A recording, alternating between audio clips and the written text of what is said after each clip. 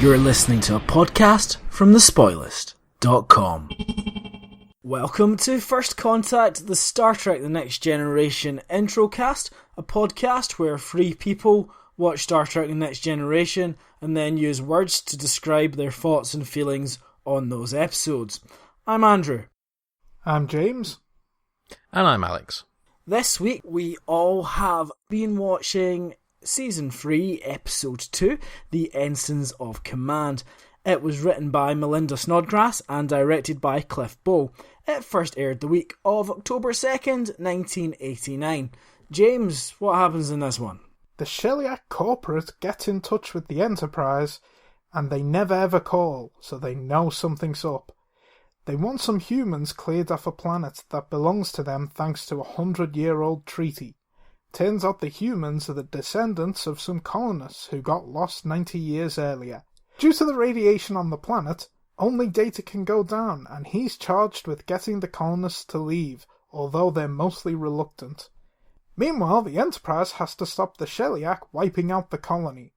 Both need to be creative to achieve their aims, and you know what? In the end, they manage. Well, this was an exciting episode, lots going on, a new alien race, some human colonists. Alex, you've never seen this episode before. What did you think of it? I'm kind of thinking that the podcast is slightly screwed in that we've hit a genuinely good episode, and I fear that this is the turning point. Really? I agree, I think this is really good. I wouldn't say, it's not a great episode. We've had far better episodes than this up to now. Well, okay, yes we have, but I mean from the perspective of everyone saying Series 3, that's when it gets good. Although they said that of Series 2, and they said that of some of the latter Series 1 as well, and that really panned out. But, I mean, don't get me wrong, I have some reservations. I am in two minds about some of the politics of it, but I at least enjoyed myself more than I have done for a while. Well, you don't get out much, do you? No. Real shut-in. Let's talk about some of the weaker elements to start with. Why not? That's what we're good at. The Sheliak Corporate. Now, my main thinking with them is, you really didn't need to see them. I'm quite happy for it to be just the text on the screen, and we never learn what they're like, and that's quite interesting, that's intriguing. They're completely different, and then we actually have to meet them. Yeah, I mean, it does give us... I don't actually know that you describe it as a B-plot, because the A and the B-plot are so intrinsically linked, but it does mean that plot does revolve around people sitting down and going through the technicality clauses in a contract. Exciting stuff. Can you tell that this episode was written by a lawyer? You astonish me. Guys, when they get down to them clauses, that's when I get really excited. Yeah, I think that part is perhaps best glossed over because there's no escaping. That is not the interesting part of the episode in any way, shape or form, and when it's on screen, you want to get back to the other section. The B-plot isn't great, and maybe the Sheliak could have been lit a bit darker so we couldn't see quite as much detail and see that it's just kind of a duvet moving a bit. But the resolution feels very satisfying. I think it was a real punch in the air moment for Picard. I don't have much of a problem with people going through clauses, and actually possibly we do see the Sheliak to make something visually interesting because that's perhaps deemed a boring thing to be doing, so you've got this weird alien when, you know, audio or text would have done for me, but I can appreciate why they want to do something with the visuals. I don't think it's any different from, you know, a legal drama that you might have had around the time. They were very big in the 90s. You know, like the Practice and then Ally McBeal in the later era, all these David E. Kelly shows. Everyone loved lawyers at one point. There was always lawyer shows on. Actually, no, I think that's a fair comparison to draw with a lot of TNG, in that the way it plays out is quite often like a legal procedural show, just with more rocks. There are more rocks. And I suppose if we go to the more rocky of the plots, were you excited to see this set? Is it Planet Hell? Because it looked like a drastically improved Planet Hell, but it did look like a studio set still. I think it's the Planet Hell soundstage, but it has been made over to look like they're a professional TV production. I mean, it's filmed better as well. There's no question. The lighting's better. Just in general, it's better. The actual set itself is better constructed as well, but I don't think it should be understated that the way it's filmed has helped greatly. It is unfortunate that they keep talking about this colony having 15,000 people, and it's not massive in scale. Maybe they could have not had that many people on the planet. If they said that there's 200 people on this planet, I would have bought into the idea of we only see 50 of them, maybe. Let's go right back to the start of the episode, where they have Data ready to perform in a string quartet, and him basically being too honest with Picard, and Picard saying, well, sometimes you can't just give your entire hand away. You've got to be creative in different situations. And do you know what? It's very constructed, and it's perhaps even a little stagey, but I really like that kind of thing. I like a teaser, which seems incidental, but sets up the themes of the episode. Because if we are just doing little morality plays, then why not just embrace structure and go with that? I'm perfectly happy for all that to happen. I agree. I like that scene. I enjoyed it very much. But I have to be honest and say the thing that I really enjoyed about that scene was the fact that they obviously looked at this string of extras they had to play the quartet and decided, oh God, none of them are familiar. We need to throw someone in that people are going to recognise. Give Colmini the cello. And I'm sure he'll constantly mention how much of a love of the cello he has in all of Deep Space Nine. It'll be mentioned in every episode. Well, I mean, it's been set up perfectly. I mean, we've never seen him without that cello.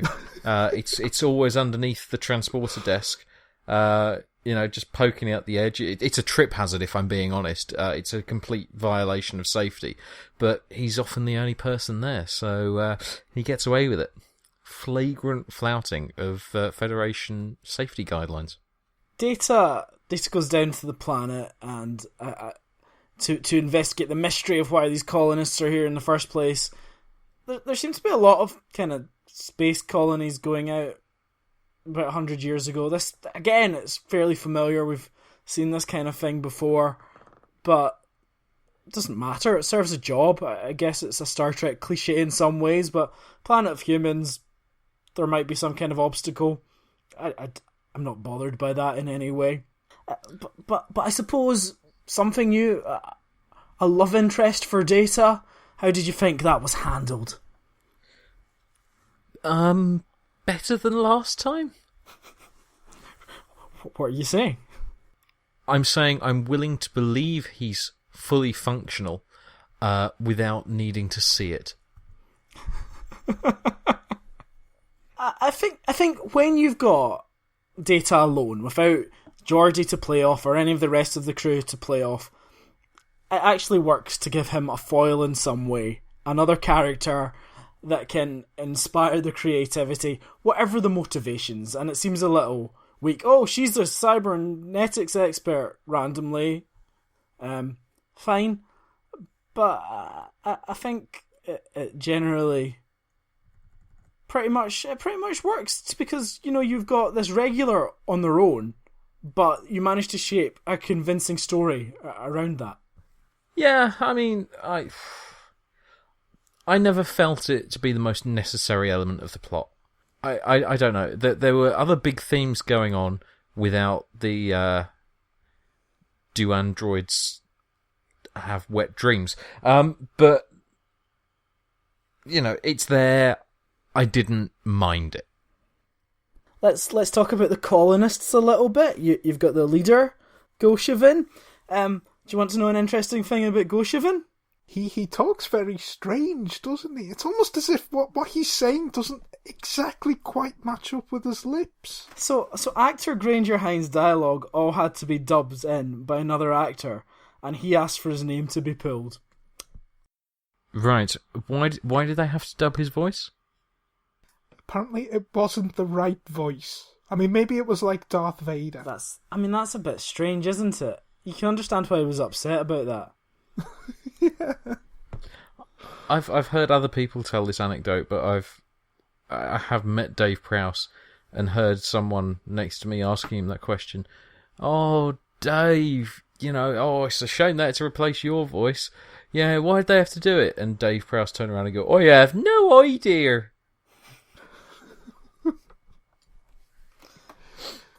Do you think that the colonists are convincing? Would they not want to maybe leave this place? I know they're proud that they've built this really nice fountain and everything.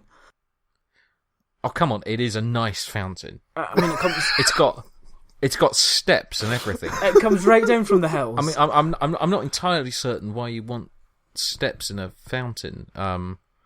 If that's your only water source, I mean, I wouldn't recommend walking through it. But nice fountain nonetheless. And actually, when you see that matte painting and the effects applied to it, again, very nice effect, very convincing.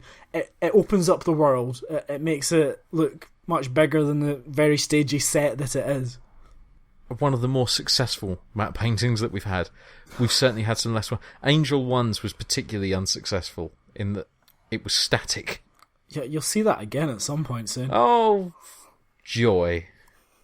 But I think they have slightly improved the map paintings and some of the special effects on the Blu-ray, in particular when they couldn't recover the original elements. So we're not necessarily seeing what we originally saw on screen. Though there are some parts, Data calling back to Riker, for example, where he's just sort of out of the town a little bit, and it's sort of shot through the archway, and all the way through I'm watching it thinking, encounter at Farpoint. It does look quite familiar, just, lit better. I think to be fair, they, in season 1, they were spending an awful lot of money building the normal standing sets, the bridge, well, not 10 forwards, but, the quarters and engineering, which we still never see. And the Planet Hell set.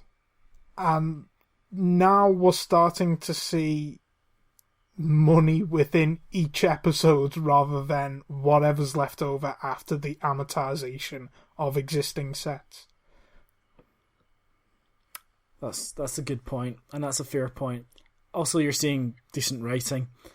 Melinda Snodgrass, of course, she wrote The Measure of a Man, another data-heavy episode, and then she wrote something really disappointing as well. Who remembers what? She wrote Up the Long Ladder, Melinda Snodgrass, which was...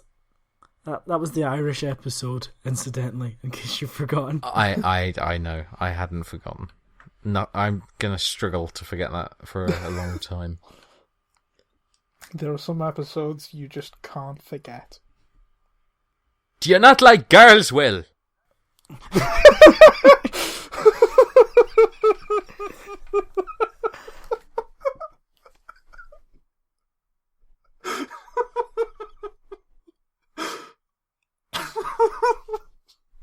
Oh, we're going to ask that a lot over the course of the series. So do you think that Data being unconvincing is...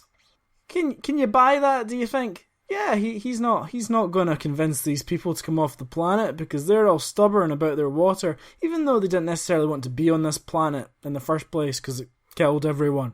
I mean, actually, that is perhaps the time to address some of the politics of the episode, because I'm uncertain how I feel about it. I mean, the justification seems to be, you need to move or you're going to be killed anyway, and because you won't move yourselves, we're going to destroy your water source, the one thing that will keep you alive, to give you no choice. Do you know that this is going to come up again and again, and each time the crew will interpret it in completely different ways. But at this point, Picard is very much all about the duty, and in some ways their motivation is not so much let's move these people on, let's get rid of them so this can be colonised by others. It's they're going to be murdered and we want to save their lives. I don't think that the motivation is so much fascist as just protecting them, because if they do stay and fight, they will definitely die. It is a weird one in that normally in these sort of science fiction things, you'd expect it to go a different route.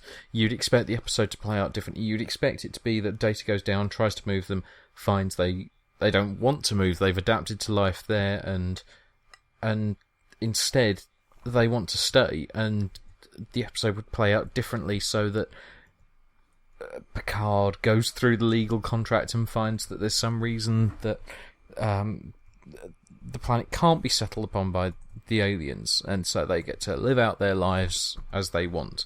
And yeah, this doesn't go that way. I can't decide if that's a better thing, if it makes it more interesting. It certainly makes it different. It makes it pan out in a way I didn't expect, and to have an episode that does do something different to what you'd expect is good, because we've had some very predictable and slow episodes at the end of season 2. So it is a blessed relief. It just is slightly questionable. I can't make my mind up on it. It's coming from a good place, but does that justify it? It is very strange that we have this race that is kind of coexisting with the Federation, this really powerful and aggressive race, who, because they're a bit bureaucratic, they can just kind of ignore pretty much, because they have a contract. Oh, like the Tories. Right on, yeah. Yeah. We don't generally question the Federation, which does seem at times like quite a dodgy organisation. There's something not quite right about the Federation, and perhaps that comes from the way it was created and its creator. But this utopia, there's something definitely a bit off about it. Yeah, and it does give us that nice element of the episode that you were talking about before, in that it's been set up earlier about Data having to learn, and he does here. He works out how he can get around this problem, and he finds a solution. It's just that his solution is quite a dick move. Oh God, they won't move any other way. Oh well, blow it up. It's kind of like a parent saying, "Will you please stop ringing the bell on that toy fire engine, or Daddy will get very cross. You won't stop ringing it. Fine," and taking out a hammer and smashing it in front of their faces. Well, that's it. No more fire engine. For the second week in a row, though, it does seem to be some narrative coherence going on, because both sides are definitely involved in doing a sort of problem-solving exercise. The Enterprise having to work out how they can delay the Sheliak from coming so soon, and trying to do that legally, and Data obviously trying to make sure that the colonists want to leave, but you do have them both trying to work out a solution based on the parameters that are in front of them, and it just is refreshing to have these episodes which feel like they've gone through the writing process, that aren't just a first draft. I do feel very bad because it does feel like we're essentially backhandedly slapping Maurice Haley in the face and saying he screwed up a lot of season 2. But I think without Maurice Haley, we wouldn't have had a lot of season 2 because of the writer's strike, and he did kind of save the show at that point. The writer's strike was over at this point, and it was a much easier thing to run the show at this point. What I would say is that the show up until this point has been operating with one hand tied behind its back. In season 1, first season syndrome, a lot of the budget went on the initial sets, and they didn't really know what they were doing yet. Season 2, the writer's strike, but here they've got some good writers in. They seem to have time to be able to write their scripts, and it absolutely seems to work. Everything is a lot more polished now. There's no denying it, and it just works. Now, one of the things I thought we might talk about, just for a bit of filler, this episode was filmed before Evolution, which acted as the season premiere. I say it's a stronger episode, but who's to say what's a better one to start on? I suppose it's quite unusual. It patently is a better episode. I mean, Series 2 starts off on a Troy-centric episode. Series 3 starts off on a Wesley-centric episode. It's very bizarre choices, especially when, Data's the popular character, and you have this episode where he is the central character. Very odd choice. I think with season 2 it was just a matter of that was the only script available because that was a rewrite of Phase 2. But I think this episode has more scale. And this is what I was saying. Evolution, it feels like a small episode. It feels like an episode which should be episode 19. This feels like it could have been the opener. This feels much more like a statement of intent. I think the only thing that Evolution does better than this episode is that Evolution utilises the whole cast. I was just about to mention that, because I actually think Troy is really well used here. I like her as a sounding board for Picard, who is, I suppose, the ultimate man of reason, and she can just reflect back at him and just ask the questions. She's almost like a Doctor Who companion. A counsellor. In some ways. She just asks the questions in order to get the more important character to do the exposition, and that's a terrible slight on Doctor Who companions who are very important and totally have agency. Go everyone. Do you think the pacing works in this episode? Do you think that the resolutions are both pretty well timed? It doesn't feel like they've just suddenly decided, hey, we're going to have to shoot this up, get to the end, be done. No, I think the pacing is better than last week, actually. Last week was steady until the ending, and then it rushed. This one is a steady pace throughout, to my mind.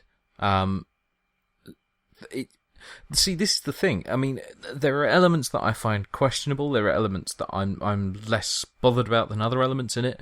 But it feels the most consistent in some time. It's an episode where cause has effect. That things that are set up early on come back again at the end. It's an episode that doesn't rush to finish everything. It's an episode that doesn't get distracted by some meaningless B plot that has no effect on the plot. The A and the B plot in this are very heavily tied together. It's just the most consistent thing we've had in some time. I mean, could there have been a way of, removing the Sheliak from the episode and still having this threat to the colonists that they still don't want to leave despite of, maybe an asteroid is heading for the colony and they... Yeah, you do it with a natural disaster. But they manage to avert it for 3 weeks at the end of the episode, just in time for them all to be convinced that they should leave.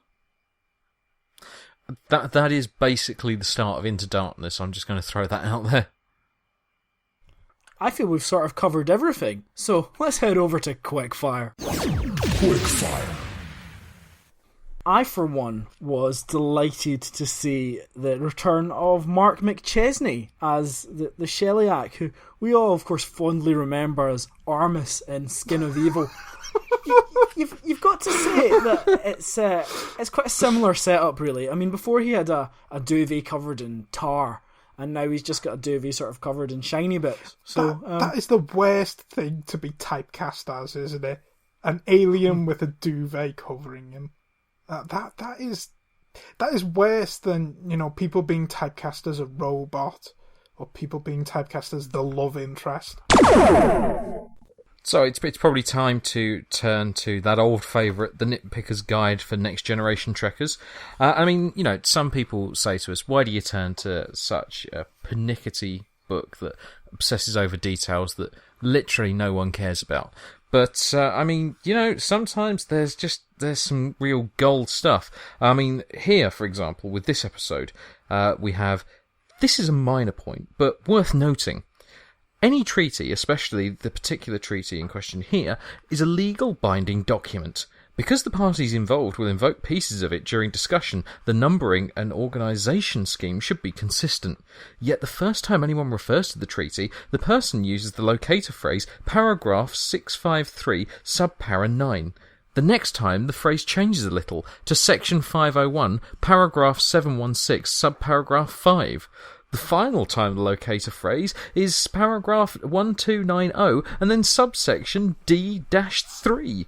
So what's the label for the major divisions in this treaty? Is it paragraphs or is it sections? If it's sections, then every paragraph should be preceded by a section number. If the major division is paragraphs, then why refer to it as sections at all? I suppose that the treaty could be laid out with paragraphs and sections as major divisions, but this seems needlessly confusing, especially since Troy claims the Sheliak think that the language of the Federation is imprecise. God, those guys are just so on the money. James, I think James has fallen into a coma.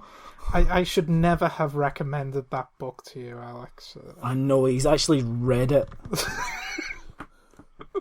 You're the only person who's got beyond the first page. Some nice continuity with the original series in this episode, where Ardrian, that's Data's sort of love interest helper, she refers to Geotronics computers, which were, of course, in the Ultimate Computer in the original series. But Data's a positronic network, because he's cool. Can someone explain the title of the episode to me? What Ensigns? The title of this episode is from the poem The Wants of Man by John Quincy Adams. In the context of the poem, it doesn't mean a rank, but it means a flag or symbol. I want the seals of power in place, the ensigns of command. One scene that I really liked, it's when Picard has ordered Geordi to make the transporters work on the planet where transporters are impossible, and he walks into the transporter lounge and says, "How's it getting on?" And there's like, "As well as can be expected." And he goes, "Very good, carry on." And he walks out and they all look at him. And that's a really nice character moment. It is like, my boss is completely out of touch. Geordi, that thing that can't be done. Are you doing it? Well, to be fair, like, in the past, they've managed to, like, reverse the aging process and stuff using the transporter, turn an energy being into a human again. You can do anything with the transporter, surely. Well, Captain, I can't see a way that ends with us not having done it. Thank you, Geordi. Wait a minute. Should have got O'Brien on that. He was too busy with his cello. We have a quote from Melinda Snodgrass here, which says, I wish you could have seen my version. I wanted to take Data one step further in his development as a human being. I wanted to stress him and have him face a situation where logic isn't enough. To show that in order to command, you have to have charisma. You have to learn how to wave your dick and hope your dick is bigger than the other guy's dick. I don't think she adds that third dick at the end. Stop adding dicks into Melinda Snodgrass's mouth. Well, thanks once again for listening, everyone. I'm not sure why you do it, but if you like us, feel free to go and leave a review on our iTunes, or you can just come and comment on our blog at thespoilist.com.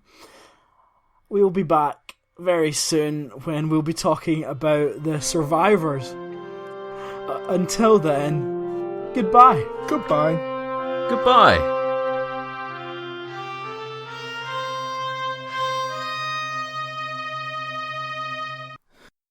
Anyway, I quite like the use of Troy until they beam onto the ship where she has the worst case of camel toe I think I've ever seen. I didn't notice this I have not seen this. In that area. When they go onto the Sheliak ship, that's yeah. But time code. something to look out for there, everyone. That's a phrase I never expected to hear on this podcast. The worst case of camel toe I've ever seen. Which, I mean, it sort of raises the question: what is the best case of camel toe?